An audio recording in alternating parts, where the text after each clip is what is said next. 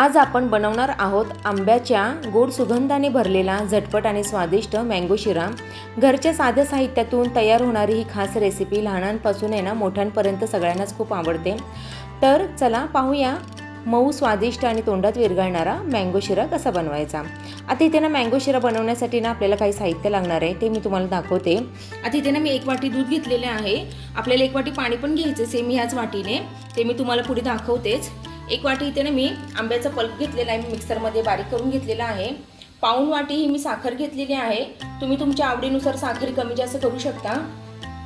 इथे ना मी अर्धी वाटी ना हे तूप घेतलेला आहे आणि 1 वाटी इथे मी जाड रवा येतो ना तो मी घेतलेला आहे। बारीक नाही घ्यायचा आहे, आपल्याला जाड असा घ्यायचा आहे।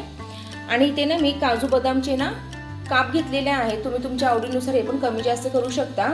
आणि केशर आहे ना थोडे मी ना दुधात आहे ना कोमट दुधात हे भिजत घातलेले आहेत। चला तर मग आपण उशीर न करता आता रेसिपीला सुरुवात करूया। सगळ्यात आधी ना आपल्याला आता हा रवा आहे ना बारीक गॅसवर आहे ना भाजून घ्यायचा आहे।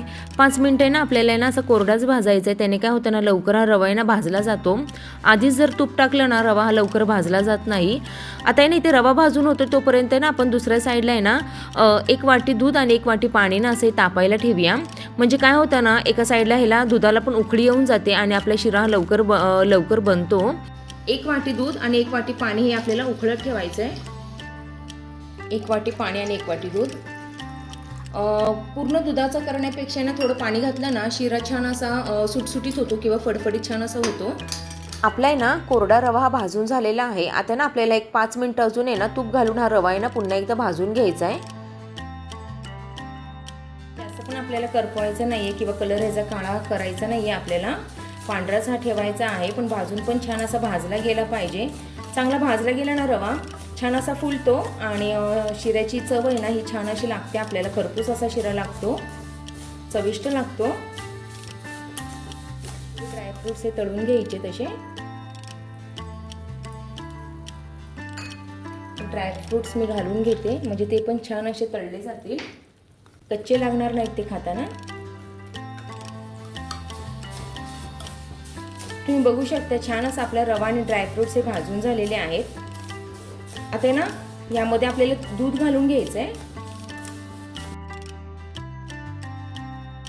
छान असं आपल्याला मिक्स करून आहे ना ह्याच्यावर झाकण ठेवायचंय म्हणजे छान असा फुगतो हा रवा।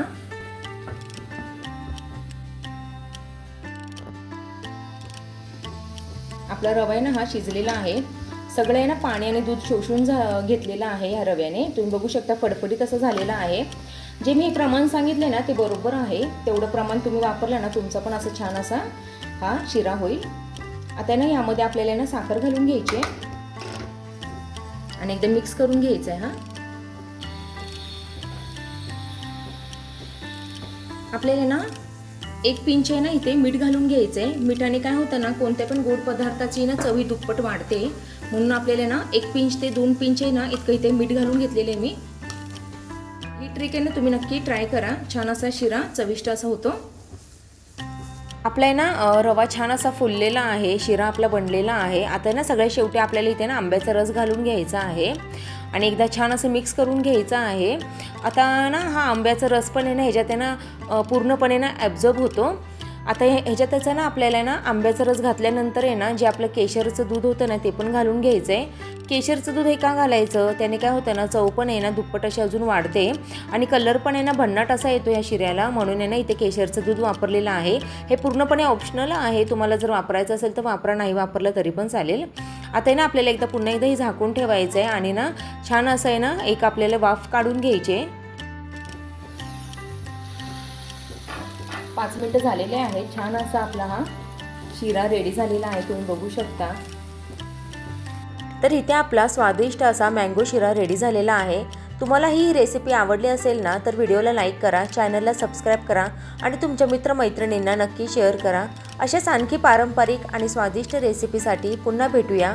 तोपर्यंत आनंदी राहा आणि स्वादिष्ट पदार्थांचा आस्वाद घेत राहा।